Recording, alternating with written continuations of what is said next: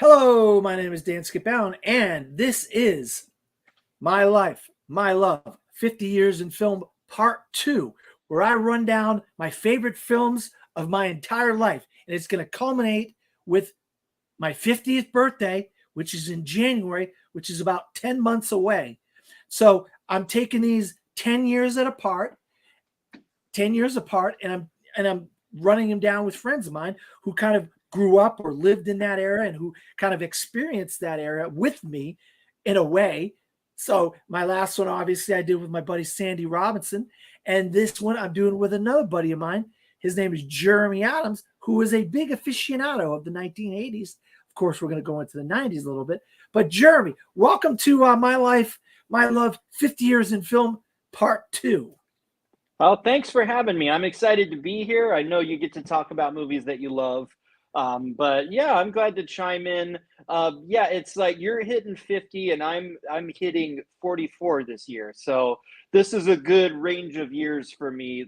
This is when I really was old enough to start going to movies. And then when we go into the 90s, the early 90s, that was like getting into my teen years and really, really growing to love movies. So it's exciting to be here. And I've seen what your list is. We might have, some picks and similar, and there might be some totally different tastes going on. So I'm sure that'll always be cool to kind of compare because it's kind of based on our life experience and our experiences watching movies and things like that. So Yes, absolutely, Jeremy.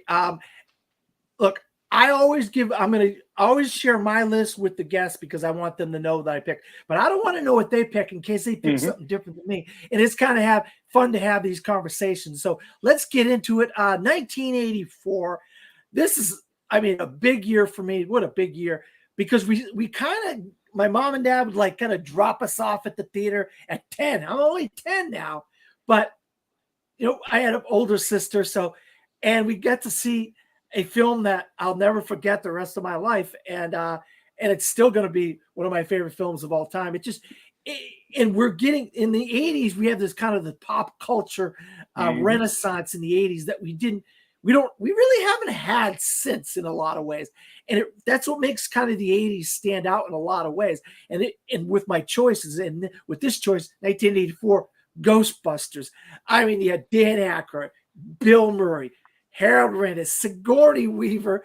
Rick Moranis. It's just fighting ghosts in New York, and you had the song and who you gonna call, and the ectoplasm, the car. It's just pop culture at its height. 1984 was. And I couldn't have chosen. Obviously, I could have chose something else in 1984, but there's nothing that was going to kind of resonate with me as a movie that I saw when I was a little kid, and I saw it with my brothers and sister, and we just had a blast going to see this, Slimer, people getting slimed, and for the time, it had the Stay Puft Marshmallow. It was pretty good visual effect, I thought, for the time. Yeah, for the time. But Jeremy, I don't know what your pick is, so you might agree with me, you might not agree with me, but let's see what your thoughts on Ghostbusters. Yeah.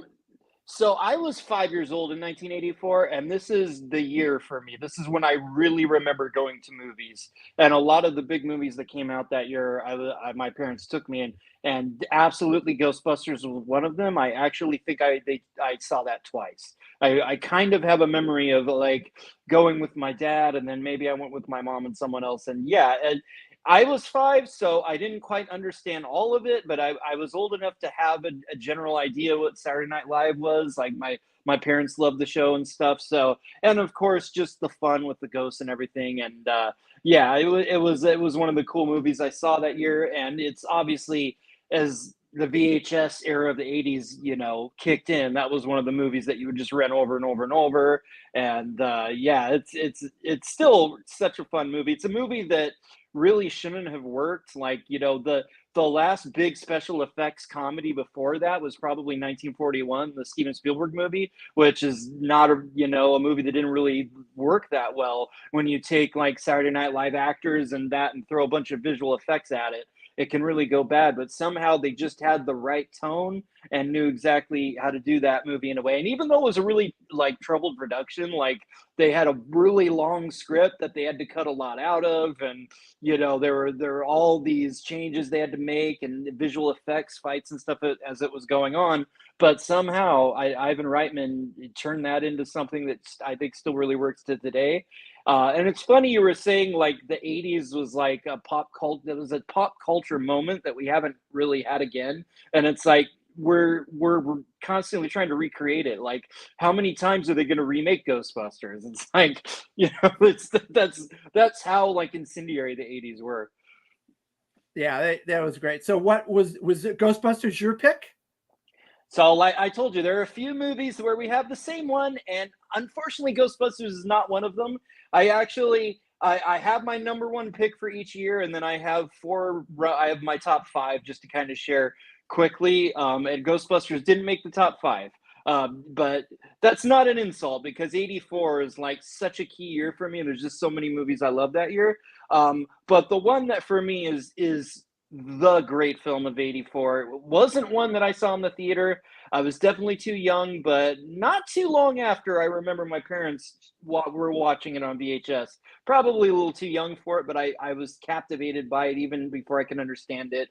And I think it's just one of the most unique and great biopics ever made. And it is the movie that won Best Picture that year, and it is Amadeus.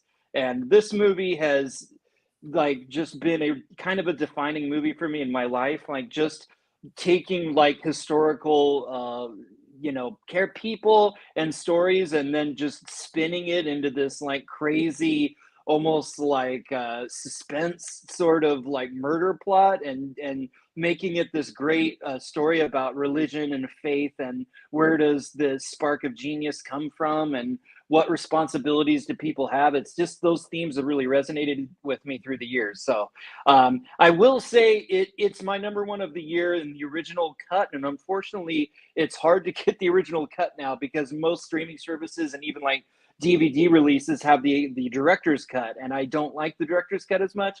I don't know if you've seen the different versions, Dan, but I can't remember if I've seen the different versions. It's a full 30 minutes longer. It's 3 hours, and I think the stuff that they add actually takes away from the movie.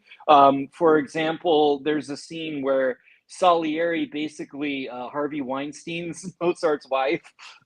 It's like it's really unpleasant, and it just you don't need that. Like he is this great kind of villainous character, and you understand where he's coming from on the sinister things that he does. And I just think when you add that element to it, it kind of takes away from what the key message and theme of the movie is. So it's like if you can get I think it's the 144-minute cut, it's like the original length, please see that version because it's a great film. You don't know what's going to happen, but I know Criterion is supposedly got the rights to Amadeus, and I don't know what version they're going to put out.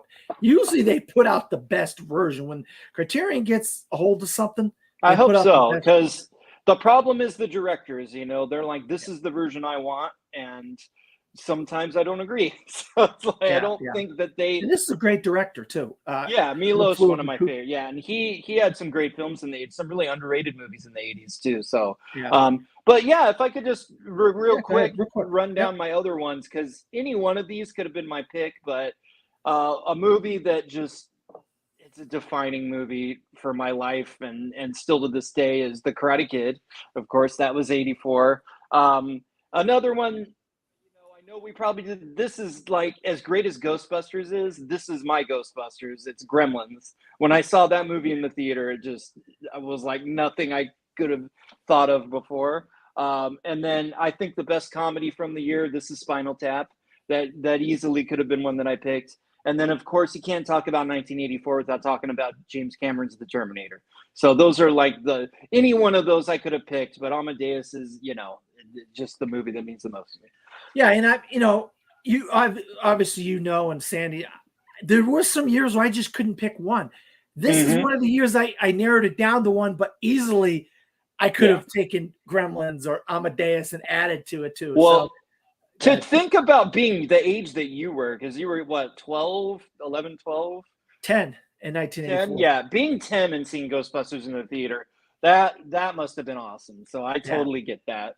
yeah, yeah. And those other films are some of my favorites too. Yeah. So I was glad to see that those are some. All right, so let's go to 1985, and we're back on that pop culture train again with a little film starring a guy, uh, a TV guy who, okay, Hmm. he's on this show and he's a smart guy and everybody loves him on the show. And it's like, we have this guy named Eric Stoltz, but he's not working out too well. Let's get this guy named Michael J. Fox, and whammo, you get this old kooky old scientist, throw the banana peel and throw the garbage in the DeLorean. They only made 300 of them. That's a time machine. We're going to go back to the future, and the clock. I mean, it's just, I have friends that will just know all this, all Quote the whole movie. the Yeah. quote, the whole movie. They just know it all. But for 1985, there was no other choice for me. For Back to the Future, I had to do it. Michael J. Fox is a brilliant, just Crispin Glover. I mean, just a great cast, just so funny and the thing about this film, and I don't want to Hmm. bring up this person's name, and so I'm a sports fan, obviously, that, but we're also, because of Pulp, almost 30 years later, this movie predicts the future. We actually predict the dang future in this movie. Can you believe it, Jeremy? The Yeah. president was Donald Trump. I mean, are you kidding me?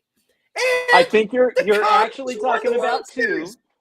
You're talking about Back But to the the Future Cubs. too. But yeah, Oh, all okay. of the movies Okay. were, pretty amazing with the stuff the ideas that they had that would come up later. Yeah. Oh yeah, yeah. That's right. That's right. That's right. My bad. My bad. No, no, no, Because no. they go in the back. They go back to the past. They go to the past and Back to the Future. Yeah, the That's why it's first movie they go to 1955, and that's That's right. It's the whole. I completely mixed my movies up there for a second. You're Oh, right. there, it's a trilogy that's so much fun to just watch all three of them, and sometimes those things can mix up, but. But yeah, what is your choice for 1985? I could go My on forever about Back to the Future. You know what? You can go on forever about Back to the Future. So why don't I go on forever about Back to the Future? Because that's absolutely my pick. I think the reason that I just couldn't pick something else is the screenplay. This is two guys, Bob Gale and Robert Zemeckis. They had been screenwriters. Zemeckis had directed a couple, like an indie film, and then a couple like lower budget studio films. But the whole time these guys were writing scripts, they actually wrote the aforementioned 1941. And I think things that they learned, on his early films and just on projects that they worked on, they just learned how to really craft the story.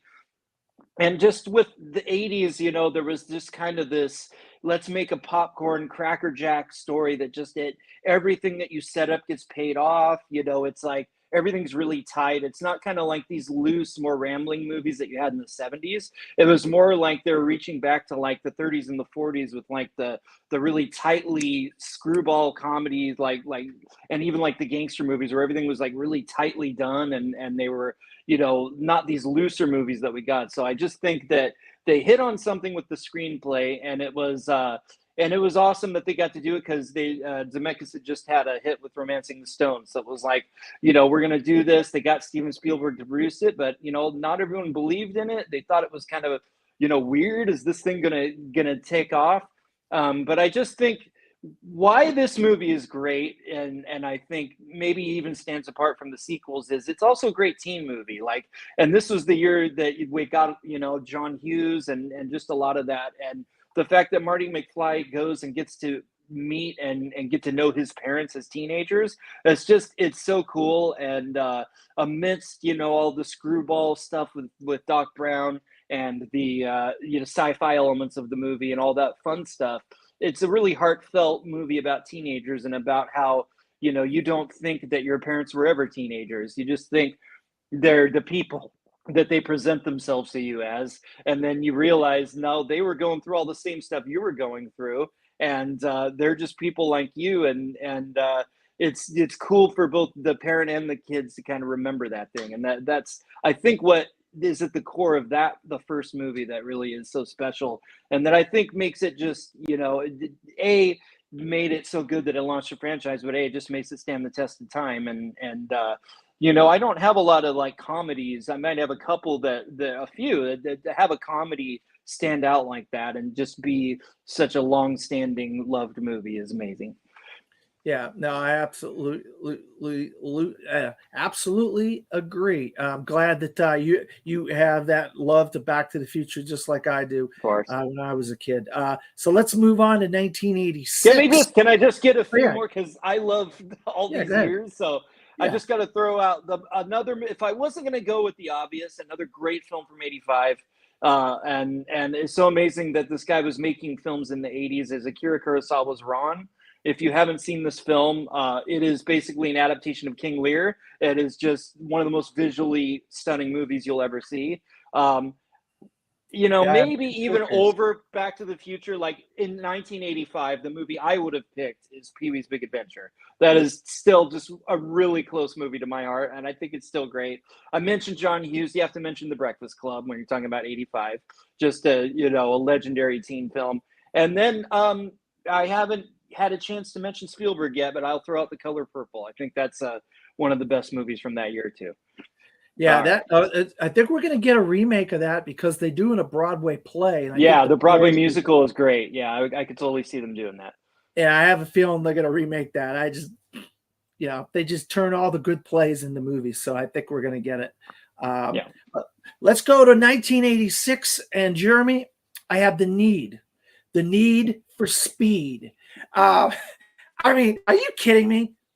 Top Gun. I was 12 years old, and I'll tell you right now, I absolutely had a blast in this movie. Just the beach volleyball scene, the pianos, singing the Orbison, Billy, the Excuse me. Great Balls of Fire on the Great Balls of piano, Fire. Yeah. and then Jerry Lee just Lewis. the dog fighting scenes and the plane scenes, and just Tom Cruise. He came onto the public consciousness with Risky Business in '83, but this is the movie that launched him into superstardom, and he was going to be one of the greatest actors of all time after Top Gun. And I'll tell you right now, I mean, and you started to see, this is the movie that you started to see the action genre, or the kind of like main kind of star kind of vehicles for Tom Cruise, with Days of Thunder later on, and the Mission Impossible movies, and some of that stuff. You started to see it right here with Top Gun. But yeah, I mean, with you had Val Kilmer as Iceman in there, and this movie is so good. And obviously you can't talk about this one without talking about the sequel. But I think the sequel is just a rehash of this one, and this was the original, and this is the one to me that deserves the credit as being a great film. And I just wish they would have did something completely different with the sequel, so it doesn't, people don't steal the hype and what should have been given to this movie, and people should still have a reverence for Top Gun for me, because Tom Cruise is always one of my favorite actors growing up as a kid, and he had so many great films when I was a kid and a teenager, and this is the one that really sticks out to me. One of the ones that sticks out to me the most, because he might pop up here in my countdown a couple more times, so I don't want to give anything away. But is Top Gun your number one pick in 1986, Jeremy? Well, I'm sorry to have to tell you this, Dan, but I actually don't like Top Gun. I'm sorry. That's fine. It's one of my as a lover of the '80s, it's one of my shames that I just Wow. could never really get on board with Top Gun.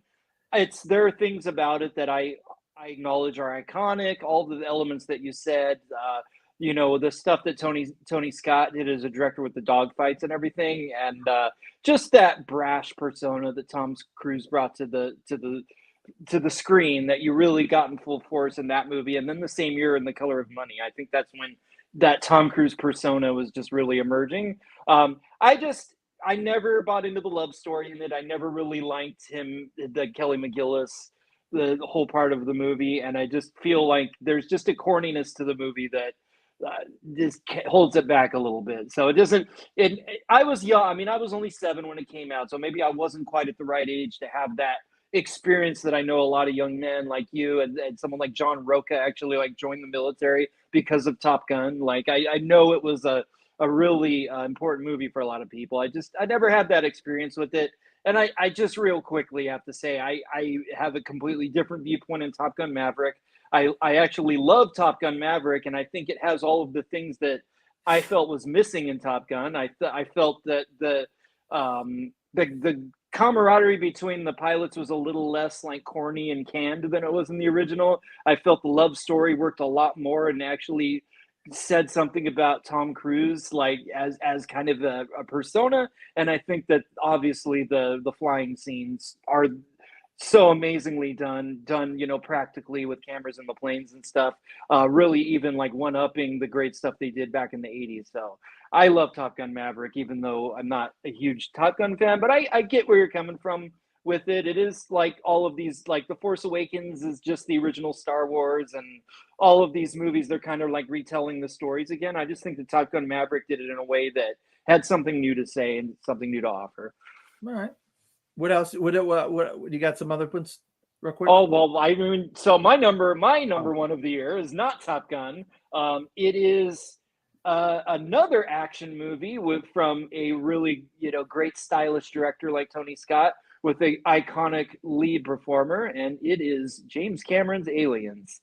I think this movie is just incredible. It's amazing how like entertaining and scary and awesome this movie still is with the visual effects that they had at the time. I just think that the work that Stan Winston did with these large practical alien suits that they built, and just the dark kind of lighting they had in the movie, just makes it still work. And it's like, I think if you added a bunch of CG to it, you could kind of see that a little bit like in the newer Alien movies, like Alien Covenant and stuff. It just doesn't have the same impact. And I just think, as iconic and great as Tom Cruise is for you in Top Gun, I just think Sigourney Weaver, she was awesome as Ripley in the original Alien, but I just think the journey that her character goes on in Aliens is amazing. And I just think it's awesome that James Cameron took the second film in the franchise and basically did a different genre. He took it more into like an action marine sort of, almost like a Vietnam movie in space. I just think that was an awesome direction to take from what Ridley Scott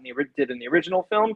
And I love the whole cast, and it's just a great movie for me. And it's kind of the Top Gun Maverick thing where it is kind of a remake of Alien in a way. Like, it has a lot of the same beats, and even has the thing at the end where you think the alien's gone, and then the alien is still on the ship and attacks again. But somehow James Cameron's just really great at doing that. Like he did it in Terminator 2. He'll kind of do the same movie again, but he'll add all these new things and do it better and with better effects and like in this case, adding a different genre to it. So yeah, and it's a movie that I loved as a kid, but then it became like my brother's 11 years younger than me, so it became like his favorite movie, and so it has a special place in my heart because of that too.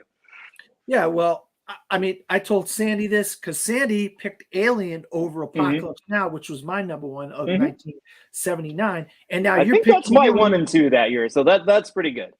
So I tell Sandy they're my favorite horror movies of all time, and I can't like separate Alien and Aliens as far as that goes. But the horror genre as a whole isn't like my top kind of thing that I gravitate towards all the time. But these are great films. Alien and Alien are great films, and I absolutely agree. When it gets me scared, then I know it's good and these two films got me scared, especially when I saw them as a young man. Creepy crawly critters and space bugs gets me every time. Guys with knives and chainsaws, I don't get scared at all. But give me a few. There are some people that are more scared by aliens and stuff. We just watched Signs for the first time with my 13-year-old stepson, and that movie scared him. So aliens are creepy. Like when the aliens walking through, and you're looking that up, scene. Everybody's like, "What the hell?" The scene in the cellar with the hand reaching through. Yeah, there's some good stuff in that. And then I'll just throw out Their other two movies any one of these could have been my number one, but I have to mention Stand By Me, another just great iconic coming of age movie that I love Stephen King, and this is like the human side of Stephen King that a lot of people don't know about, so I have to mention that movie. And then another horror movie that I love just about as much as Aliens, I just think it's still so disgusting and great, is David Cronenberg's The Fly. So I have to mention that film. I love that movie. And then I'll just to round out the top five. I actually thought this could have been one you might have picked, is Hoosiers. I think that's one of the best sports films of the 80s. It is. I personal, like, just like kind of, this is like the Pee-wee of this year. I have to mention Little Shop of Horrors, the musical. That movie was a big one for me as a kid.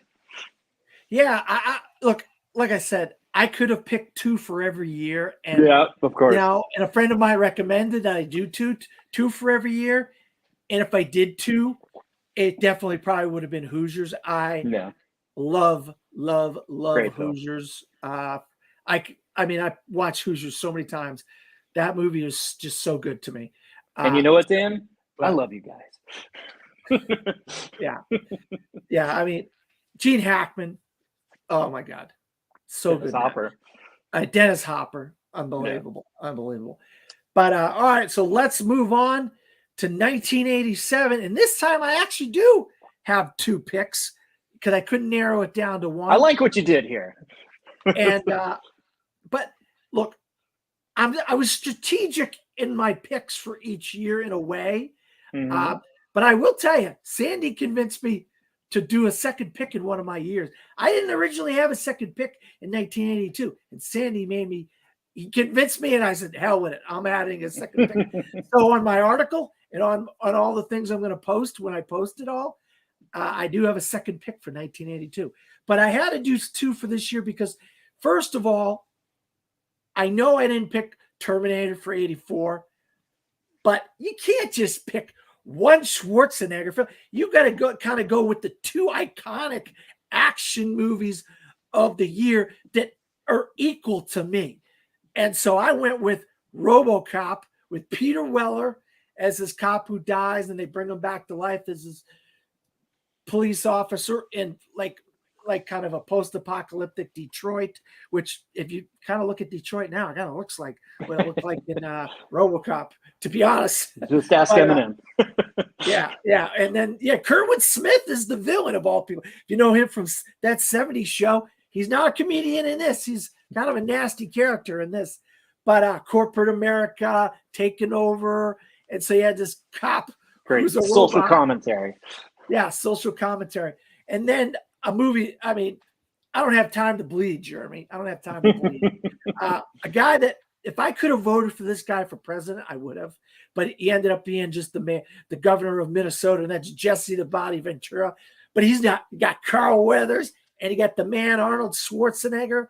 And I'll tell you what, awesome. I mean, Predator is so good. I absolutely love Predator.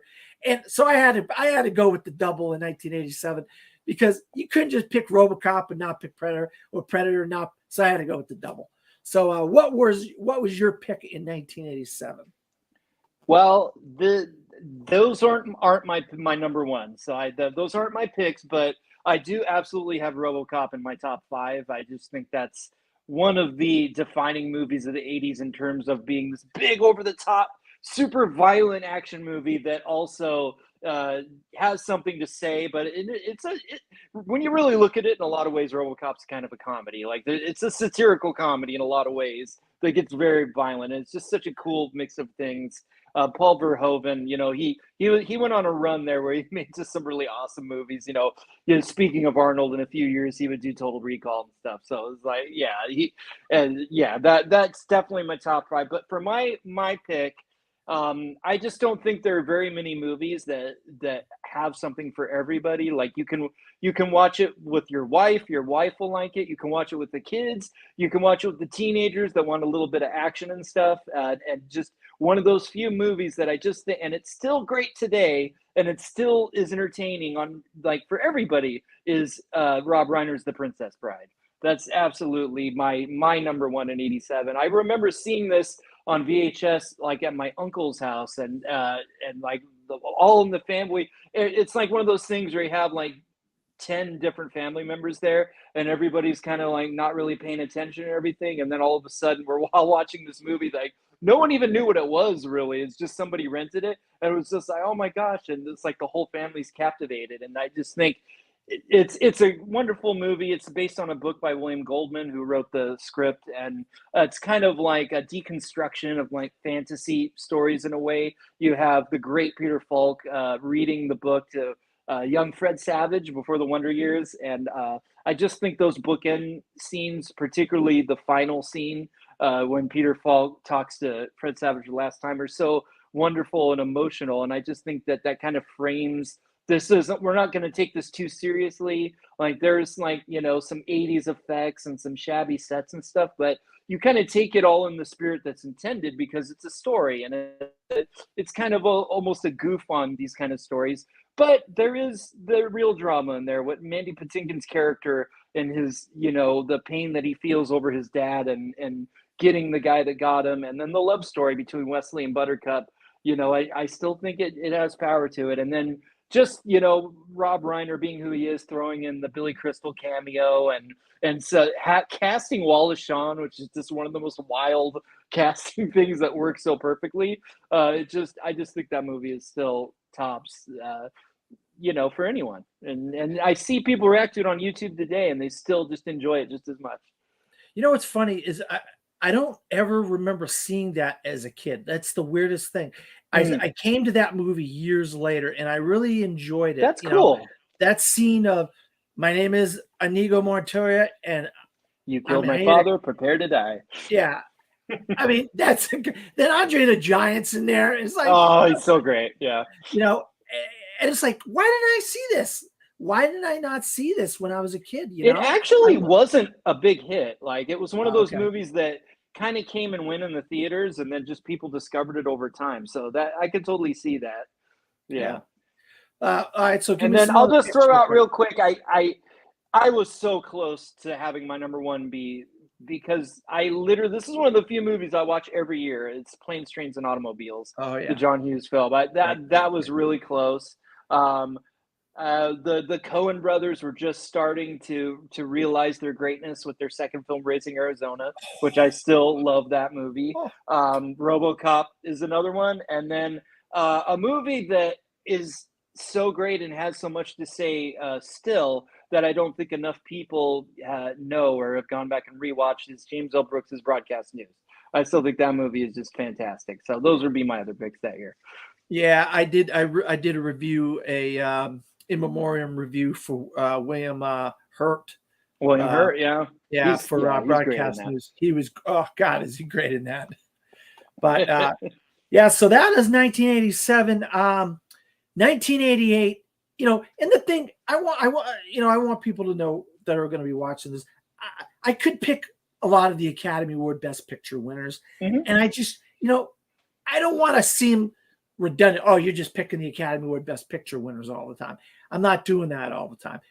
But in some cases, I am doing that because I just can't pick something else. Because I did it with Amadeus, so you're good.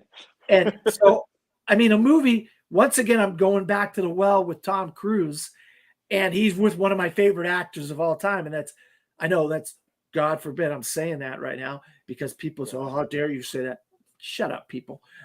Is Dustin Hoffman, and he plays Raymond Babbitt, a guy that's got like autism, and then he's got like auditory disease, but he can remember. He's got like this. The parlance of the time is he's an autistic savant. I think that we would classify it differently today because we know more about it, but that's kind of what it. Yeah, he's got this mathematic kind of genius to him, and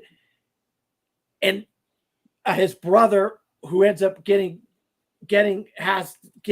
custody of him. They have to go across the country on a road trip. These two brothers are completely different from one. One's kind of this hustler, kind of fast moving guy, you know, ladies' man. And this obviously is like you said, autistic savant. They had nothing alike, but they're brothers. They have to take this road trip, and they learned about each other. They learn about their ins and outs in their lives, and their father, who passed away. and they've come to kind of love each other on this road trip. And it's just such a touching movie with a phenomenal performance by Dustin Hoffman. And he definitely deserved the Academy Award for this. And Rain Man definitely deserved to be the Best Picture winner that year, 1987. Tom Cruise showed he had a different level to him than the Top Gun, the risky business type of stuff, the the moves, all the right moves, all the right moves, all that type of stuff that he was doing before Legend. And he kind of went into a different gear as an actor in Rain Man. And that's what I started saying, all right, this guy is starting to become a serious actor. And I absolutely loved Rain Man. I don't know what your pick is, Jeremy, but what is your pick for 1988?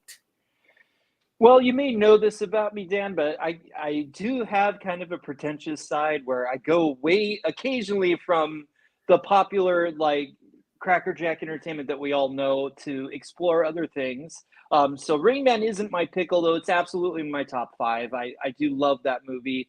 I would add, it's so well directed by Barry Levinson. I just think he had a great touch for those kind of human dramas with a lot of like humorous moments to them. I have to mention the score by Hans Zimmer is awesome in that movie. People don't realize that was one of the early Hans Zimmer films. And yeah, Rain Man's. I think that maybe it loses just a little bit looking at it years later because we just kind of understand more about autism and having an actor who's like quote unquote a normal functioning person play somebody in that community is not looked about in the same way that it was then when it was just a normal. Of course, you would have a great actor play a role like that, but I think today we kind of look at things a little differently. But it's still a great. Dustin Hoffman is so great that you can still, I think, watch and enjoy the movie on the level it is intended. But for my pick, I saw a lot of great movies in '88, iconic movies that meant a lot to me. But sometimes you discover things later, and I'd say like 15 or so years later in the early 2000s, I discovered a movie that just kind of exploded my perception of an entire genre. And it's awesome when there's a genre of movie that you kind of have a preconceived notion about, and then you see a movie that just completely upends that. And it really meant a lot to me when I saw this in my 20s. So even though it's an '88 movie, it's like one of the defining movies of my 20s, and that is, I'm not sure if you've seen this, Dan, but this is the Studio Ghibli film Grave of the Fireflies, which is a film by a filmmaker, by named Isao Takahata, who was good friends with the great animator Hayao Miyazaki, and Hayao Miyazaki was a producer on this film, and filmmaker Isao Takahata directed it. But when you think of anime, you have all these things in your head about robots and crazy stuff and, like Godzilla, and there's all these things, or like crazy, like teen, like romance stuff with, wild animation of people being all over there's all this stuff you think about. And this movie just shows that this is a genre that it's just basically animation that obviously is from a Japanese viewpoint, but it can be for adults. Like, they don't just make movies for kids, and they can make other kinds of films. And Grave of the Fireflies is it's based on a book that is like inspired by a real life autobiographical memory of this man from World War II, when basically people were trying to survive in Japan while the U.S. was bombing them. And in the movie, they never mention that it's the U.S. They never say anything like that. All you know is that there are fire bombs being dropped on the city of Kobe in Japan, and people are trying to survive. And it's just the story of this 14-year-old boy and his 3-year-old sister, and their mom, is killed at the beginning. And it's the two of them just trying to survive. And it just kind of shows you what war does. Like, people are not very kind. They go to stay at their aunt's, and their aunt is like kind of cruel and more focused on her own kids and trying to keep her own home together. And people just aren't looking out for these kids. And you see resources are not good, and they're not having enough to eat. And it's just a really low key, but ultimately really heartbreaking story that's just beautifully animated to tell this real life story. And it's amazing when you can take like an art form like animation to talk about history and talk about real experiences, because it makes you look at it in a more like, you know, in a different way. Like you're not seeing actual images of a child starving and the things that you would see in a wartime situation. You're seeing like the animation of it, which is it's more like the idea of it, and you can kind of get the emotion from it, think about what it means without like that actual visceral horror that you get in other war films. So Yeah. if anyone hasn't seen this, I know a lot of people, it's a lot for them to take in because it is just a really tragic story. But if you just think about the importance of telling stories like this that are real, and you know, we think of World War II as, you know, it was this just thing that we had to do to stop the Nazis. And obviously, you know, there was a lot of heroes from the war, but it was still war, you know, and it was still horrible things happened and children died. And it's like every war does that. And you know, this year we had a remake of All Quiet on the Western Front about World War One that just again shows you just how like pointless and Brutal. destructive it is in so many ways. And I think this is one of the great anti-war movies. You know, like goes on a list with a lot of live action films. So I Yeah, had to mention this one. I've got to see this. I'm hoping it gets a really good physical media release. Yeah, it had a good DVD release back in the 2000s. It actually had a Roger Ebert like intro, like a 15-minute thing that he did talking about the movie. But I don't know if that's still in circulation. So Okay, hopefully yeah. they'll kind of re-release it and re-release the Roger Ebert stuff and stuff like Yeah, that. that'd be great. Oh, I love to see. Yeah, I've always wanted to see this. It's been one of those blind spots for me. I haven't got around to it, and I definitely will see it one day. I don't know when, but I definitely will see it. And I'm glad that that resonated with you. That was a movie that Yeah, you saw years later, yeah. and it was a movie. But if you got a few other ones, real Yeah, quick. yeah. So getting back into the regular American stuff, you can't talk about 1988 and not talk about Die Hard. I mean, if it wasn't going to be Grave of the Fireflies, it was going to be Die I Hard for forgot me. about So Die Hard in '88. yeah, I Die didn't pick Hard. it. I Like, should have. is there a better action movie? That movie just still kicks ass. My third would have been Rain Man. And then, oh, this was actually one of the first movies I remember seeing in the theater multiple times because my dad and we just had to go back and keep seeing it again. It was just that, and that's Who Framed Roger Rabbit. That movie, like, that was so, that is one where you just can't know what it was like to see that in the time because the way that they combine the animation and the visual effects that they had to do to have like characters actually moving stuff around and being involved in car chases and stuff like that was so mind-blowing at the time. And obviously it's a very led to a lot of you know, stuff that we've done with computer graphics and stuff is very groundbreaking. Yeah. And then the last movie I have to another, I'm sorry, I have to mention one more movie that's not an American film that I just think is one of the greatest like psychological thrillers, like on a list with Silence of the Lambs or any number. You have to, if you have not seen it, see the original film, The Vanishing. This is a French-Danish co-production by a director named Georges Sluzier, and it will mess with your mind, but it is an awesome movie. It has one of my favorite like serial killer bad guys in it, who's just way different than any killer you've ever seen in a movie. That's all I'll say. I'll have to And watch it. please do not mistakenly watch the American remake. The same director actually remade the film in the 90s with Jeff Bridges and Kiefer Sutherland, and it's a pale shadow of the original. So you Okay. have to see the original film. All right, I'll definitely have to look that up. You know what? In something real quick, I'm not going to dwell on this long, but I think the Academy should go back and award one film every year the best animated feature film Oscar. Yeah, because they didn't start that category until they didn't start that category until 2001. So I think that's a good idea to go back every year and give that trophy out to a film each year. And I'd love to see which one, your movie Grave of the Fireflies or Who Framed Roger Rabbit. My Neighbor Totoro is also a groundbreaking anime movie from that year. What? Yeah. My Neighbor Totoro was also. Oh wow, what a great year! Oh, what a great year that would have been! Holy moly, that would have been a fight for the Academy Award that year. It sure would. All right, so we're going to get into a few years here where I have actually two picks, and we're into 1989. Jeremy, we're halfway. We're at the halfway point. All right. 1989, and look, I've already said what a fan of Tom Cruise I am, but this movie look, I could have picked Platoon for 86. Mm-hmm. I came very, very close to picking Platoon for 1986, but I love Top Gun that much more.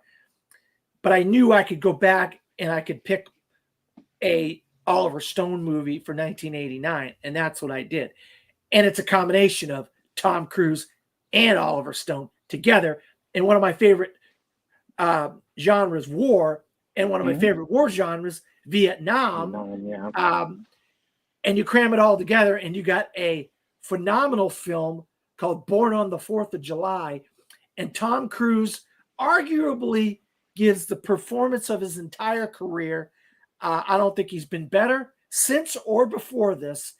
And he really showed me what he was willing to do to be a really great actor as Ron Kovic, this patriot, this kid. Oh, I want to go into war. I want to fight for America. I'm a patriot, and this and that and the other. And then all of a sudden he gets over there. He gets injured. He ends up in an injury ward. Has friendly fire, by the way. Yeah, he was shot by an American. Yeah, and has to come back to the States in a wheelchair, and then it's a different world. They treat him differently. They treat Vietnam, the war that he was in. Then he becomes a protester, and it's a true story of this man's life. The dichotomy of when he was a kid, he wanted to go into war and this bright country, all about patriotism, and then all of a sudden when he comes back, it's completely different. He looks different. The world is different. They treat him different, and it's really Oliver Stone. I mean, he just seemed to be able to touch on these subject matters in Platoon, Born on the 4th of July, and some other films that he's done over the years. He was a Vietnam veteran, so I think that made him one of the best to tell those stories. Yeah. And so I could not pick Born on the 4th of July. And 89, I forget who won Best Actor that year, but I'm surprised. It must have been somebody good. It was Daniel Day-Lewis for My Left Foot. Left Foot. Okay. Very great. Tom wasn't going to beat him. Tom Cruise wasn't going to beat him. But he probably came close, though. I mean, I wouldn't be surprised if Tommy came real close to beating Daniel Day-Lewis that year, because he was equally, if not, I mean, maybe just a slight less than Daniel Day-Lewis and My Left Foot. But like I said, I picked 2 that year because I just could not pick 2. And it's once again the end of that whole 80s, which was this pop culture thing. And it's just, it's so many films that you just say to yourself, they just don't make films like this anymore. And one of those is Batman. Tim Burton's Batman, Michael Keaton as Batman, Jack Nicholson as the Joker, with songs, with the Batman songs, and Kim Basinger, and it just had this aesthetic that kind of looked like Metropolis. I can't remember what the aesthetic is called that Tim Burton went with to kind of film Gotham. It's kind of like German Expressionism. Yeah, it's definitely inspired by that, and Art Deco. Art Deco, yeah. But it's just had it was just, I mean, as I was probably 15 or 16 at this point.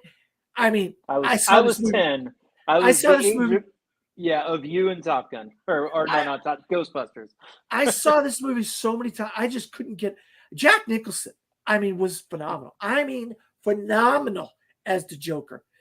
And of course, you know, if you listen to interviews of him talking about how he went there, it really messed with his head when he played the Joker and how he had to go to that next level. And he gave Heath Ledger advice, which ironically enough, Heath Ledger didn't take the advice properly or whatever. I don't know what happened, but yeah, I mean, this movie is amazing. I mean, it's just, I mean, Jack Palance is in here. I mean, it's just, you're my number one guy.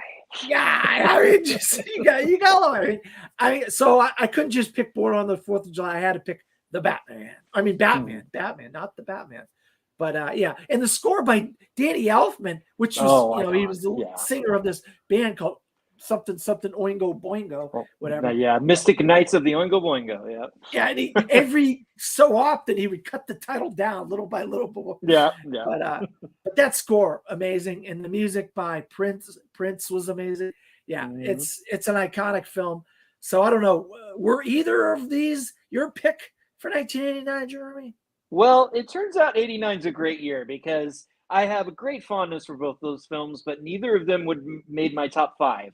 So it Wow. just shows you there are some other movies that I love from that year. But yeah, I just quickly have to say, Batman, like I was saying, like people don't know what it was like to see Roger Rabbit at the time. People don't know what it was like to be a 10-year-old kid seeing Tim Burton's Batman in 1989 because yeah, it's the first movie I think I saw 4 times in the theater. It's the first one I remember seeing that many times with all of my cousins and friends and everybody. And it's the first movie I distinctly remember lines around the block to see it. So, I wasn't old enough for when Star Wars first came out, but Batman was the first movie I remember that.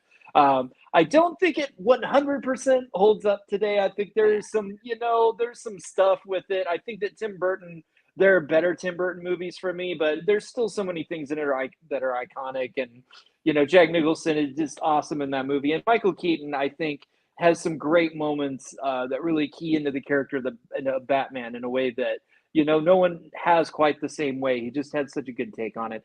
And then just to quickly mention Born on the 4th of July, I've always had a great fondness for this movie. I think that Oliver Stone had a great run in the 80s that culminated in this film. And, was one of the most personal. And again, it's, about a history, a history of war that it's important to go back and see, what the country was like in that period and how, people didn't understand post-traumatic stress. People didn't understand, an unjust war. It isn't the soldiers' fault. It's so they're just doing their duty to their country. They don't understand. And then the soldier themselves can say, "Look, I was a part of this thing, and I don't believe it anymore." I think it's an important movie still, but I just couldn't put it in my top five because it's probably been about 20 years since I've seen it, so it's definitely one I need to revisit. But back in the time that it came out, it definitely meant a lot to me. But speaking of movies that mean a lot to me, my number one of this year, I just think it is the number one movie of this year. Like, there's a lot of the two that you picked are great. There are a lot of other ones, but I just think in terms of what a movie did for the culture, what it did to have a new voice in cinema that we hadn't heard before, and just it's still like the messages in it and the themes of it resonate. Unfortunately, so they just still resonate so much, and that is Spike Lee's Do the Right Thing. I just think that is the movie of 1989. It's It's a great movie. No great, doubt about great it. soundtrack, Public Enemy, other great artists, incredible cast. And the movie, for a lot of it, is kind of a comedy. It's kind of like these people just in the hottest day in New York, just Bed-Stuy, New York, trying to survive and get along in this mostly black community. And there's a lot of comedies of errors with all the characters on the street. But you see, there's tension brewing with the local pizza place owned by an Italian American family. Danny Aiello is the man that runs it. He's got a couple pretty racist sons, one of them played by John Turturro. And, you have a rabble rouser in the neighborhood played by Giancarlo Esposito, who's, just said he, just kind of is going to take on these Italian guys and cause some trouble. And it just all boils to something that, the movie culminates in something that unfortunately we've seen on the news again and again and again. And it's still tragic to even think about, how powerfully Spike Lee depicts that. And it's still powerful and it's still something that we've seen. But there's so much life in that movie, and it has so much more to say than just that there's injustice. It has a lot to say about the human spirit and about the people in these communities and how a lot of these, things can build up to these tragic moments. But still have to look at all the individuals involved as people and just the energy that young Spike Lee has as a filmmaker. It's just incredible. His first couple movies, don't hold that they were you could see the talent there, but when he hit his third movie, Do the Right Thing, he just went on this run, and it's just one of my favorite runs for a filmmaker. So that's absolutely my number one. But that was a great year. The other ones that I will throw out are, being a kid in 1989, you can't not have been affected by Indiana Jones and the Last Crusade. It was a big, big movie for me in one of my favorite series.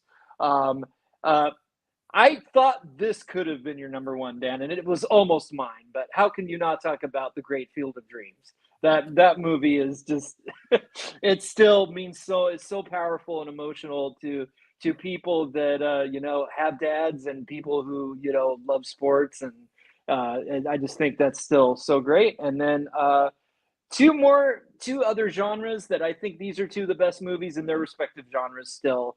When Harry Met Sally, one of the best rom-coms, I think, still to this day, and Disney's The Little Mermaid, which I still think is one of the best like Disney princess films.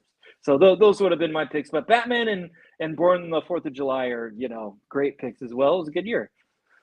Yeah, 89 was a great year. Yeah, I find myself going back through my lists and picks and stuff and say, where's my Kevin Costner movies? What is wrong with me? I love Yep. Kevin Costner growing up as a kid. Where's my sports movies?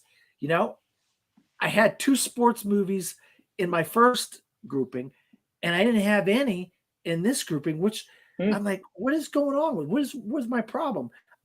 Hoosiers and Field of Dreams are 2 of my favorite sports movies. I probably should have had those in there. But I mean, how many? You can't do a list of favorite films and have 15 favorite films from each year. So I narrowed it down to those 2, Batman and Born on the 4th of July. In hindsight, I probably wish I could have had Field of Dreams because I love that movie a lot. I was, as you know, because you, did you and I talk about that on Bleacher Features? Yeah, I think we covered that movie. We did, yeah. And okay, then I couldn't remember. and I think that you reposted it when they had the game there at the field. And that's right. That's right. Cool. That's right. So it's hard. I mean, it's hard to do this, but 1990, I have one movie. Another year where I ignore my buddy Kevin Costner. I could have picked Kevin that year, but I chose not to. Narrow it down to a guy that obviously, if you go back on the previous episode, I chose a couple Martin Scorsese films. I'm going to go back to the well with my third favorite Martin Scorsese film, and that is Goodfellas. It's a story about this young man named Henry Hill who grows up in New York, but he's an Irish kid, but he befriends this Italian family and he becomes kind of part of the family, and he grows up as part of the family. Obviously, he can't be kind of a true member of the family as Italians are, like his buddy, played by Joe Pesci. And he also has another friend played by Robert De Niro, and they just he's half Italian, right? Half Irish, half Italian. Yeah, half. So Irish, half kills him. Yeah. So they he grows up, he becomes part of this family, and they end up having this true story. This is based on a true story, by the way.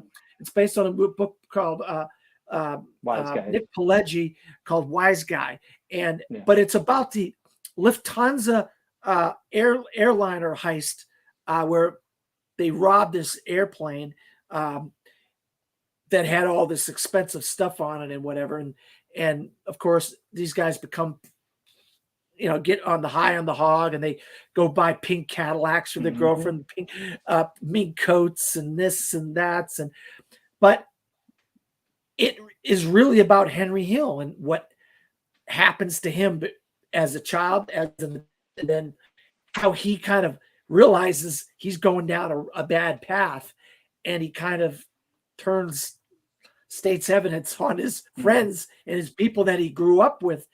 And then there's a scene where he's driving around in his car with his wife, played by Lorraine Bracco, so and he's looking up, there's helicopters following around because the guy's been doing cocaine, and he's got things in his brain that he's thinking all this stuff's going on is, here's the guns and do this and it's got a great scene of when they're in prison and they're cooking Italian food. And one of my, as I talked to Sandy about The Godfather Part 2, or they had the cooking scene. I'm a sucker for food, and this has got a great cooking scene in prison with Paul Sorvino. You gotta get the cut them real thin, and put it in there. But I ignored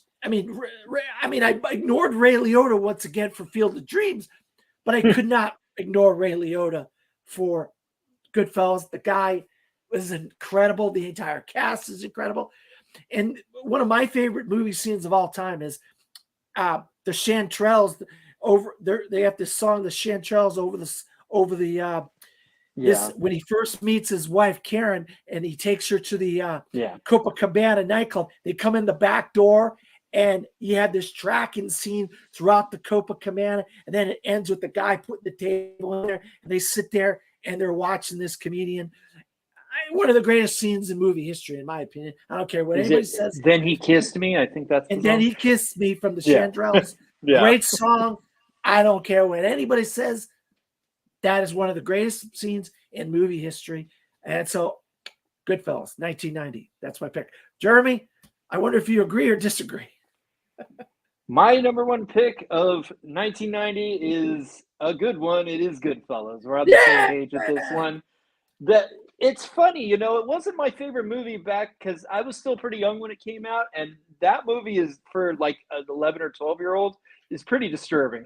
So I was Yeah, like, it is. It's kind of crazy. so like over the years, obviously, I've come to appreciate Scorsese and see all of his films, and I just can really appreciate just how amazingly well done this film is, and I just think the importance of the movie is with the Godfather movies and like Scarface and even like Once Upon a Time in America, you had all these kind of like romanticized views of gangsters and of criminals and stuff like that, and it's like Scorsese takes this real story told by this real guy, Henry Hill, and just explodes all of that, because this is not the romantic view of it. This is these There is some. people. They're well, you have to know that there were reasons these guys are in this life. Like there were Yeah. Right. times when things were great and they were making a lot of money and they had status in the community. Like you have to see that part of it, but you also see like what a complete psychotic scumbag Joe Pesci is, and it's like that life attracted people like that. There were a lot of guys like that going all the way back to the early days of the mob. Then there was like people will turn on you. You think you're the great, and the next thing you know, you're getting whacked. Like it shows all of that, and it just shows anytime you're involved in crime and stuff, like it erodes you, and you end up being high on cocaine, and they're trying to flush cocaine down the toilet when the cops are coming. Like it's there's a spiral downward in that movie that is just beautifully done, and I think it was important. And I think Scorsese, being from that community, like he grew up seeing those guys around in the neighborhood and stuff, and I think he was the right voice to finally kind of tell a more uh, honest view of the mob and who these guys were. I still think there are people that watch that movie and like it's so awesome. Those guys are cool. It's like the same people that watch Fight Club and think like Tyler Durden's a great guy. It's like there's always going to be people that misunderstand stuff, but if you just really kind of look at it and see what Scorsese was doing, it's a great takedown of the morality or immorality of those people. Yeah. No, I agree. No, and every time I watch it, I see something new in it, and that's what happens with me when I see great films and films that I Yeah. love. It's one of my favorite films of all time, top 10 film for me. I always see new little details in there that I didn't see the last time, because you're just looking for, because you've seen it so many times, you're just looking for those little things, But I'm glad. You got any other picks for Yeah, 1990? yeah. If you asked me in 1990, when Goodfellas was still a little too real for me, another movie that had a lot of like violence and horror in it that was a little more palatable for me in 1990 is again the great Rob Reiner with Misery. I think that would Oh, definitely be my number two, to Goodfellas, because I just think that is such a great thriller, and it's so amazing that they could do such a tense movie that's almost entirely set in one room, in the one house. Like that's so great. oh, yeah. Again, the great Stephen King storytelling. I have to mention, what one of my very favorite Christmas movies, of course, Home Alone. I think that it's still just one of the great kids movies and Christmas movies. You mentioned it. I think that the movies people have kind of turned on it at a certain point, but I still think it's really wonderful, and that's Dances with Wolves. I think that movie is. I know that there are some things you can take issue with the way that he tells the story from like the white guy's perspective when it's really a story about Native Americans. But I think to see the perspective of his character and how he grows to learn about a different culture and to like it's almost like, Born on the 4th of July of the Civil War, where somebody who's like this gung-ho soldier sees like the evil things that his country's doing, and is able to kind of like see, no, there's another way, there's another America out there that you can. And I think it's still a wonderful movie in a lot of ways, and I hope people don't just hear that, oh, it beat Goodfellas and it shouldn't have and it sucks, and never watch it. I hope people will give it a chance, because I do think, Kevin Costner's first movie he directed, it's pretty amazing, that he was able to do that. And then the last movie I'll mention, you had a John McTiernan movie as your number one with Predator, and then a few years later he made a near flawless movie called The Hunt for Red October. That is just, as thrillers go, just a crackerjack movie. Sean Connery at his best. Alec Baldwin, have to throw that one out there. Yeah, The Hunt. Oh, great film. And real quick, I want to plug it. Picture this: in April, the third year in the Godfather trilogy, I'll be doing with Dylan and Chad. We'll be discussing Goodfellas and The Godfather and Dances with Wolves and all that good stuff. So I'll send you the link once it's available, because I'm sure you'll all listen to that, Jeremy. Yeah. But let's move on to 1991. And anybody that knows me, and I've finally had a chance to get something in here, that a Western, because I've been itching to put a Western. I think you're skipping 91, buddy. Did I skip 91? Yeah, I think you jumped at 92. Oh, yeah, 91. Nope, my bad. 91's a great year. I don't want to skip it. No. 91. You're right. Nope, I forget. I'm giving back Arnold. I'm gonna give him some redemption for skipping Terminator in 1984, and I'm gonna give him some love in 1991 with T2, Judgment Day. And I'll tell you right now, I love Terminator. There's no doubt about it, I love Terminator. But this took Terminator, similar to Aliens versus Alien, to the next level. No. Good try.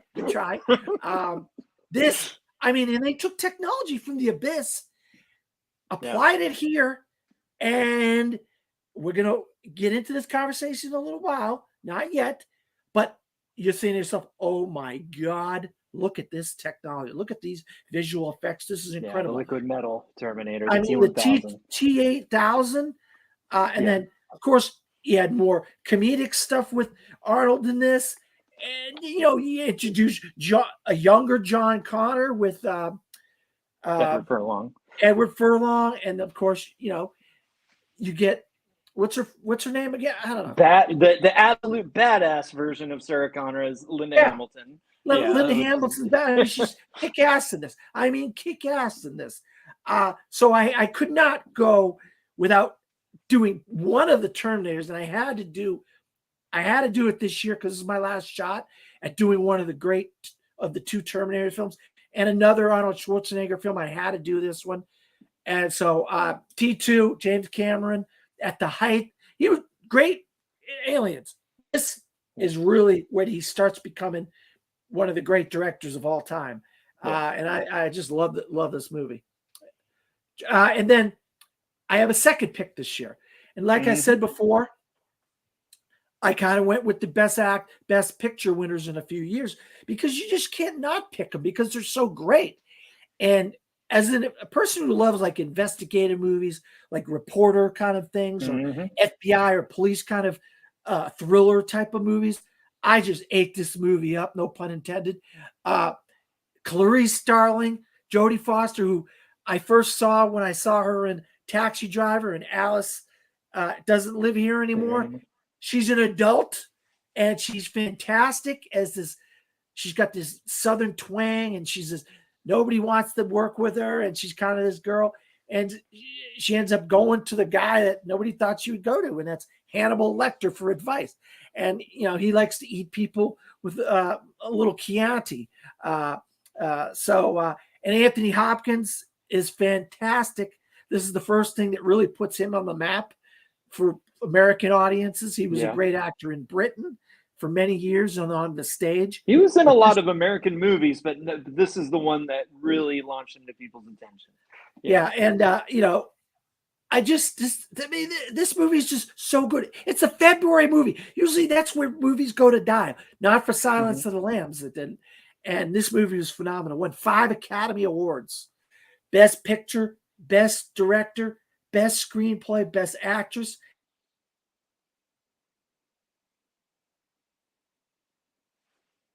Hmm. Oh, come on! Did I lose you for a second there? How long did I Yeah, lose you for? yeah. I think we're back. All right. Yeah, yeah. No, I know I'm back to well, 5 Oscars: Best Actor, Best Yeah, Picture, Best Director, Best Actress, and Best the Screenplay. So screenplay. the five, Only the three big movies have 5. done that. Yeah, only three movies Yeah, ever have done that. So but I'm sure you have things to say about my picks. You might have picked them. You might not have picked them. I don't know. Let's hear from you, Jeremy. I easily could have picked either one of those movies. Like they're it was like you picked them, so I think I'm gonna pick something else just because I want. There's another movie I want to talk. I just want to have a chance to talk about this movie because it's so special to me.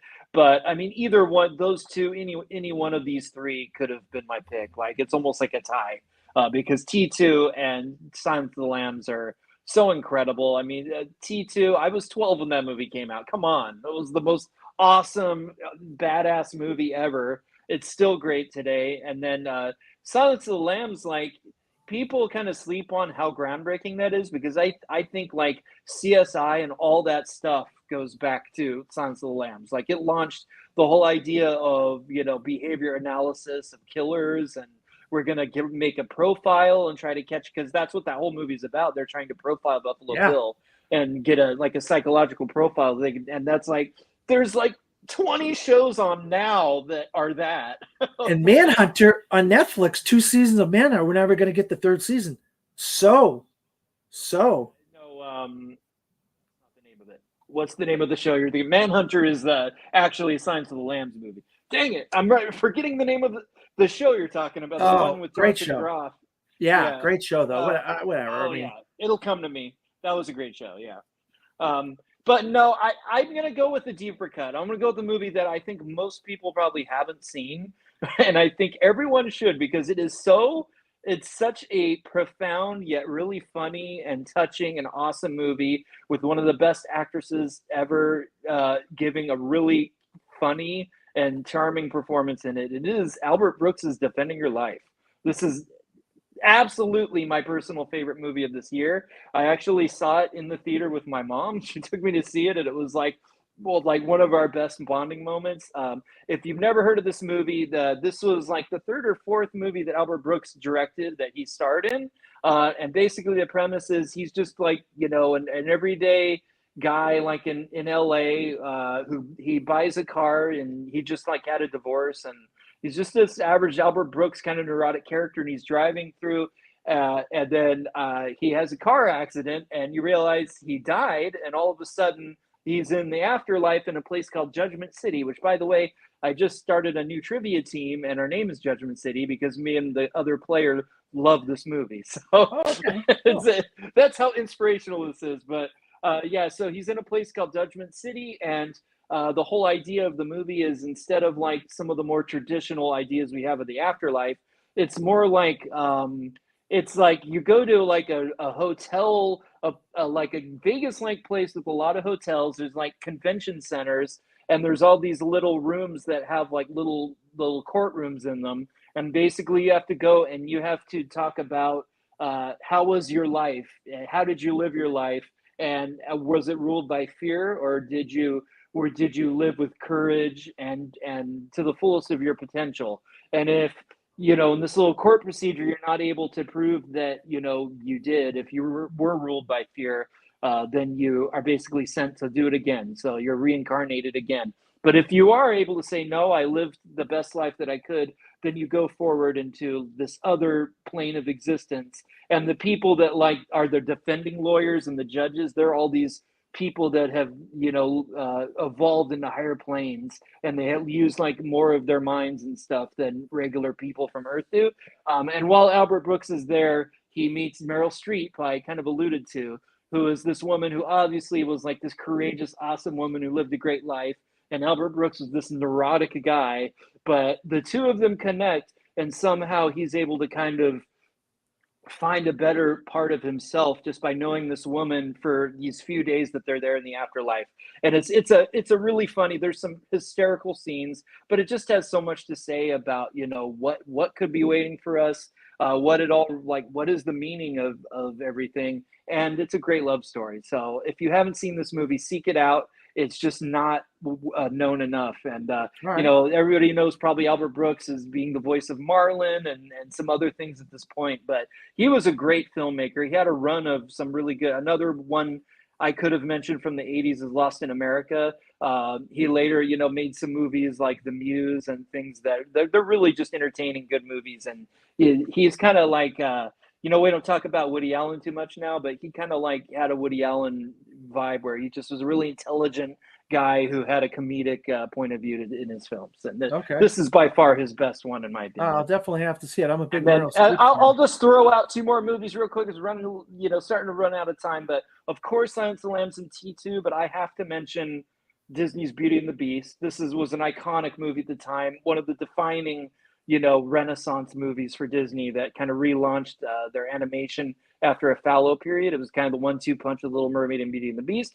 And then where these guys have to come up at some point. I think you see Spock's hand there. I'm a big Star Trek fan, so I think one of the best Star Trek films is Star Trek VI: The Undiscovered Country, the last one with the original cast. So I have to mention that. Great film, same director as Wrath of Khan, the other best Star Trek film. So yeah, great movie for '91.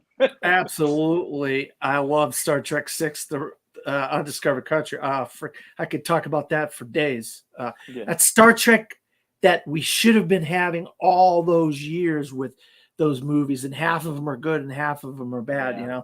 But shame they couldn't keep that up in the movie side. I know. I like the TV show Deep Space Nine. I think recaptured a lot of what Star Trek VI did, but yeah, they just couldn't get it in the movies. It's a bummer. No, not at all. That's Christopher Plummer.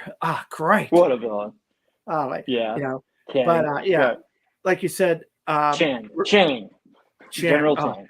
Oh God, he's amazing. And then the Chancellor. I just seen him in a movie the other day. And I can't David think Warner, of right? Huh? Wasn't David Warner the Chancellor? Yeah. And I just saw him in something the other day, and I can't remember what I saw him in now. Many things. He was in hundreds of things. R.I.P. Yeah. So now let's go to 1990. I have my movies. There we go. Let's talk about. I have my movies in the wrong order on my IMDb, my letterbox. For some reason, I'm gonna have to change these movies around because I got them in the wrong order here, Jeremy. I don't know what's going on. But 1992. We're gonna reiterate. I've been trying to get a Western in here this entire time, and it almost took me 20 years to get a Western in my my picks, my favorite picks. But it's my favorite Western of all time. Well, in my top 2 or 3 favorite Westerns of all time. But there wasn't going to be another movie I was going to pick in 1992 besides this one. I'm a huge fan of Clint Eastwood as a kid, going back decades with Pale Rider, The Outlaw Josie Wales.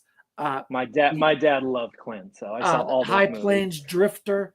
I could watch them over and over and over again. But the one that really turned the heads on a Western and the good guy and the bad guy, they flipped it. And who better to do something like this than Clint Eastwood? He plays William Money, killer of women and children. He's living a kind of a idyllic life. Well, not really. Got his little pig farm. He's got his Indian squaw woman. No. Did he have an Morgan Indian? Freeman. Morgan Freeman. His wife died, and now he's struggling to take kids. care of his kids. Yeah, without his wife. And then you got this little Bill who's building a house. He's the sheriff of this town. Yeah. Seems like a nice guy. Man of law and order. Yeah, man. He's the man of law and order. And some things start to happen in this movie. Like this guy comes into town named English Bob, and he just gets brutalized by little Bill. You're like, you're the good guy. What are you doing here, little Bill? Then you get this little punk kid comes out of nowhere, comes and said, "Hey, the Schofield kid. The Schofield kid. There's a there's a bounty. These guys cut up this woman's face. They offered a bounty. Could you guys come? And he gets his buddy, played by Morgan Freeman. And it's just everything you think you know about a Western, this movie turns it on its head in a great way. It takes the bad guy and makes him the good guy. It takes the good guy and makes him into a bad guy. And Clint Eastwood had all his hands in this thing with the music, the direction, obviously starring in it. And I mean, it was all Clint, and it was an absolute masterpiece. And people use masterpiece all the time. No, this is a masterpiece. This is how you make a movie. This is how you direct, act, star, do the whole 9 yards. And it had to be Clint that did this. I don't think anybody could have done this as well as him. And he deserved everything he got for this movie. And for me, as a 19-year-old, 18, 19-year-old, whatever it was, I just was blown away, absolutely blown away by Unforgiven. I think this first time I said the title of it until the end. Right? So, Jeremy, I don't know what your pick in 1992 is, but let's hear it.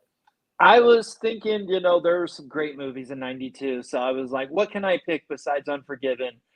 Nah, I can't. It has to be Unforgiven. This movie it's just one of those ones that I can always return to it and rewatch it. And it just gets better. Like there's so many levels in this. And I think the amazing thing when you kind of like know the history of the film, this is actually a screenplay. I believe the writer is William Wisher that was written in the 70s. And Clint got the script and he made the decision, I'm going to sit on this. I'm not going to make this movie. I'm going to wait until I feel that I'm old enough to star in this, and then it will be my last Western. And that's absolutely what he did. He waited like over 10 years to 92 to star in the movie, make the film, and it's his last Western. He's been consistently making movies in the 30 years since then, and he's never made another Western. And I think, thank God, because Unforgiven, it's what they call a revisionist Western, where it's kind of like taking the tropes, like you said, of this genre, but reinterpreting them in new ways, and Clint has always kind of been a part of that because he really was launched to stardom with the spaghetti westerns from Italy, which obviously had a revisionist take on the genre, just being in a different country with a different vibe. And even like the movies he made, like High Plains Drifter and Outlaw Josie Wales, were movies that were commenting on the genre in a way. Like Outlaw Josie Wales is this movie that's talking about the Civil War and about all these different issues and really kind of digging into stuff in this genre in a way that movies hadn't before. They were just kind of like straightforward action movies for the most part. So to kind of have this final statement about who is the Western hero, and it's like and it's a movie that's a lot about myth making and like these stories that get told about figures from the Old West and stuff. And I just love that there's 3 levels of these 3 guys in the movie, where you've got English Bob, who's this guy who tells all these stories about what a badass and a great gunslinger he was and all this stuff, and then you find out no, he was kind of like, a lot of that was kind of BS, and he's easily taken down by Little Bill. And then you've got Little Bill, who's this guy who he's kind of said, I'm a man of law and order now, but he tells stories about stuff. Like he talks about the old days. He has some kind of ego about who he is and what he's done. And then you've got William Money, who doesn't want to talk about it. He will not talk about it. Like he was a man who committed all these acts when he was an alcoholic, and he's tried to not be that guy and turn away from that. And, if you try to have him tell these stories, he's never going to tell them. And I just love that, of course, the ultimate badass is the guy who doesn't want to talk about it. He doing those things is the worst part of his life. And these are the things that we want to know. We want to hear stories about, was all these badass acts. But this guy, he was a monster, and he's trying not to be that, but that's still always going to be in there. But it's not, a guy's not going to, have an ego about that, who is actually that. Like, and then Little Bill, like, he isn't as much of a braggart as English Bob, but he's still not what William Money was, because he's not as aware of himself. So there's so many levels in that film.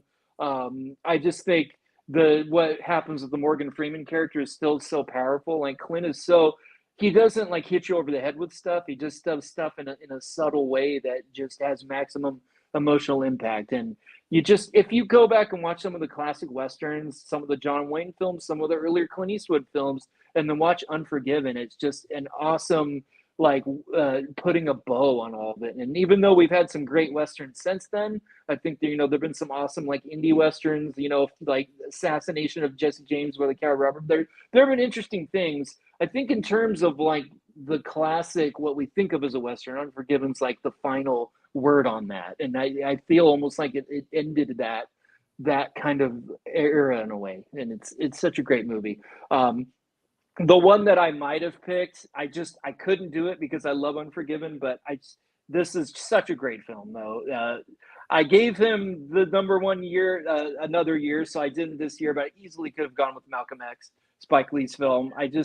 It's just one of the great film epics, and I don't think it gets its due. Like it's a movie that really tells the whole life of a man who is a public figure, and Denzel Washington not winning the Best Actor Oscar that year is just, of all of the Oscar snubs, that's just one that I'll never understand. I get that they wanted to do the Lifetime Achievement thing with Al Pacino, and I get that, but Malcolm X is like one of the defining performances of a great actor's career. So that would have been the one kind of like just right behind Unforgiven there. Then I'll throw out a few more real quick. I'm a Disney fan, and so I have to mention these great Disney movies. So I have to mention Aladdin, Disney's Aladdin, which for Robin Williams alone, I think is an iconic movie. And then we got the launch of one of the great cinematic careers with Quentin Tarantino that year with Reservoir Dogs. So yeah, it's still an awesome movie, and everything that you get in Tarantino's movies was already there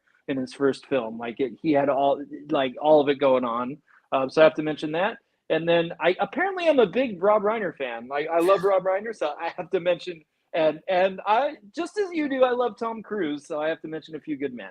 Like just pretty much a perfect film. So you got to throw that one out there. Yeah, I couldn't. I was thinking about A Few Good Men. I was like, God, I got Tom Cruise 3 times already. I can't go to, and I got to single out. It's so hard to beat Unforgiven. Yeah, even with the great movie, it's like that movie just stands out. Yeah, absolutely. So we're going to go to 1993, the final year in this 10 years. And on my previous episode with our friend Sandy, I brought this director up a couple times, as a matter of fact. But I'm shocked I haven't had him yet. Why not just we do it? Through all the 80s and I haven't had him yet. I know, isn't that crazy? Because you kind of got that 84 where Sandy got the but you got the primo years. Yeah. So why not just do 2 in 1 year for my second favorite director of all time? That's Steven Spielberg. And you can't not, I mean, you could do whatever you want but for me, the dichotomy of Jurassic Park, this sci-fi, visual just taking what James Cameron's they did in T2 and bringing it to another level. The people at ILM, I might add, people that did owned by George Lucas, which arguably I would say he's more known for, other than Star Wars movies, is ILM, and that's going to be his legacy 30 years down the road. And THX, the sounds, the design that he funded as well. All that, and the dinosaurs look real. I mean, these are unbelievable looking dinosaurs. The T-Rex, the Velociraptors, everything. But you got an amazing cast of Jeff Goldblum, Samuel Jackson, Laura Dern. I mean, there's comedy, there's action, there's just Jurassic Park is such a great film. And that was a summer blockbuster, which Steven Spielberg made famous in 1975 with Jaws, the blockbuster. People were lined up around the block. And then he does the most character study, just tear bringing out of your face. I mean, just brutal movie about a man who's trying to save all these people's lives from being put into the concentration camp. And that's Oscar Schindler. He's a factory owner who has all these Jews working for him, and these Nazis are trying to kill all the Nazis, and he's finding ways to make sure these people don't die. And at the end, he's like, I could have saved more. I could have saved more. And he's got Itzhak Stern, which is Ben Kingsley, his assistant. But the Nazi in the movie, how Ralph Fiennes doesn't win, played by Ray Fiennes. How Ralph Fiennes doesn't win an Academy Award for this, for Best Supporting Actor, I will never know. I mean, it's probably one of the most egregious robberies of the Academy Award I've ever seen. Just like I would say Liam Neeson not winning Best Actor is also. Well, yeah.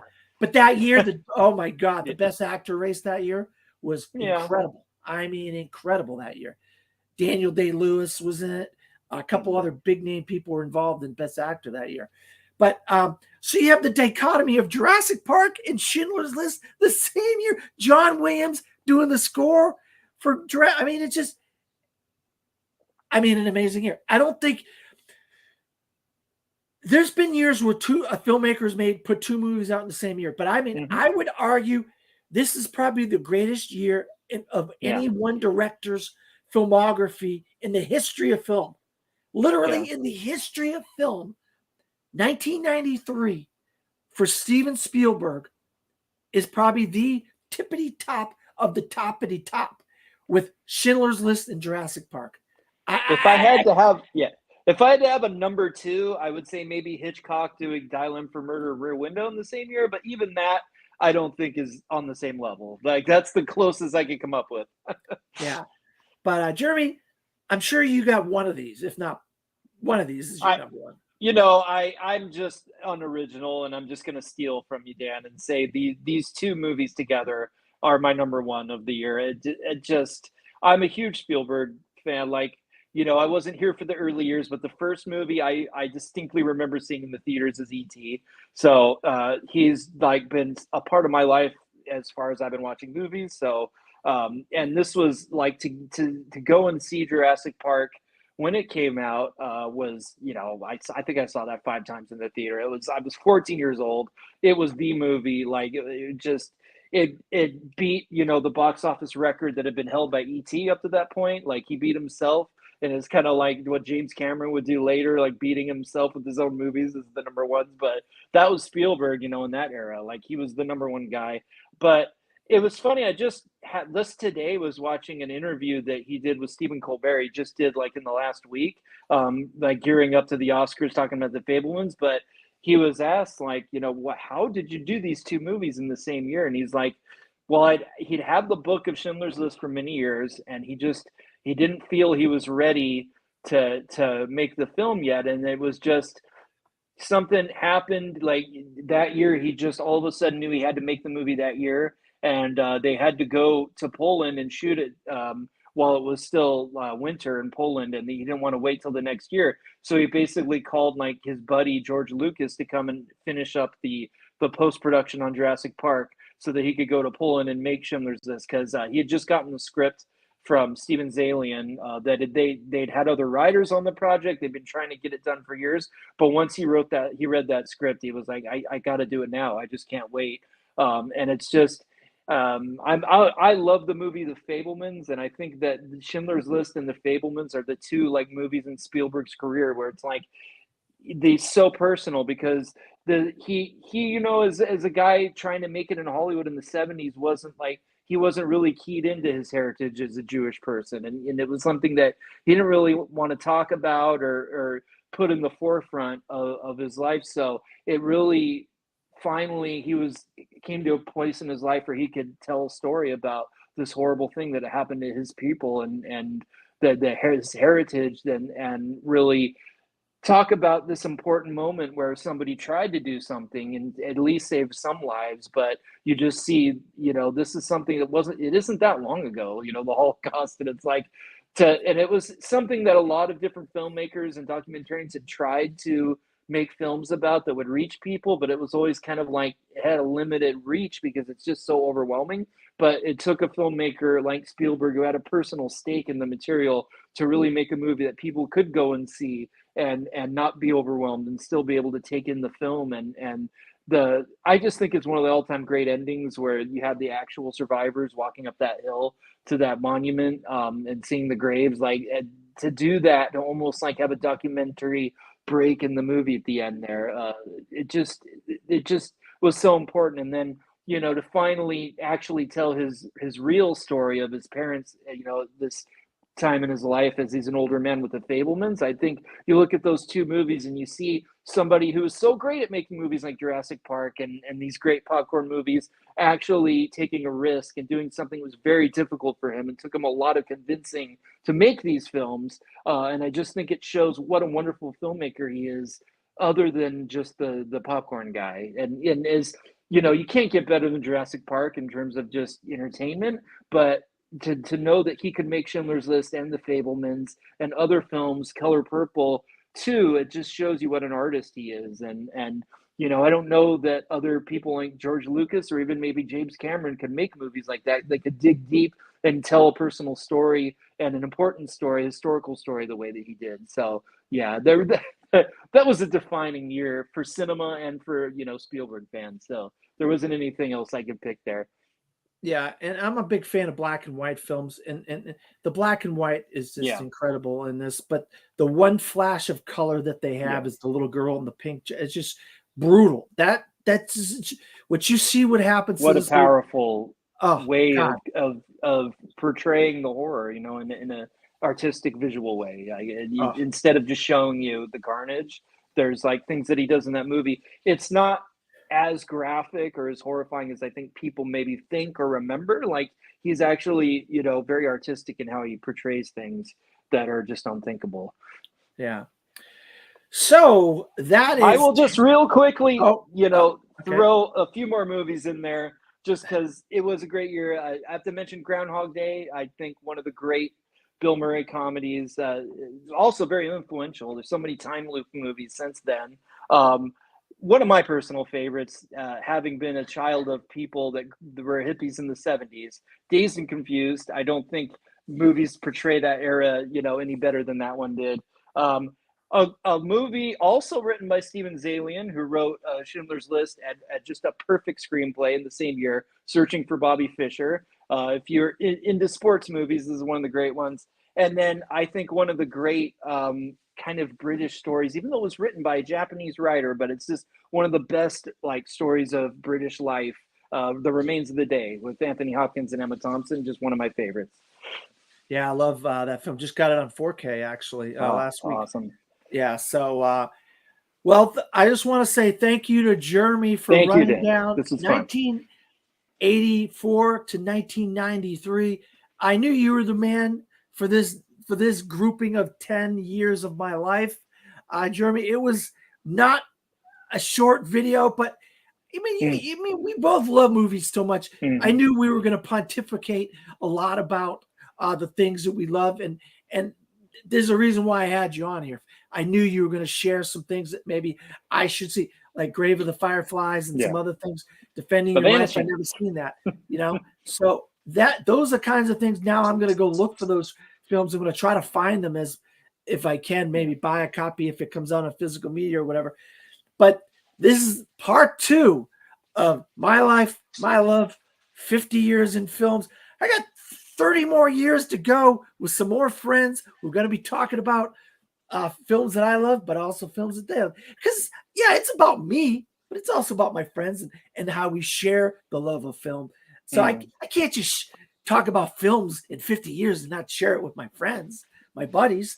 So, Jeremy, where can you be found? You can find things that I'm doing, in this community and trivia and everything. If you just look at my Facebook page, Jeremy Paul Adams, and on YouTube, Jeremy Paul Adams.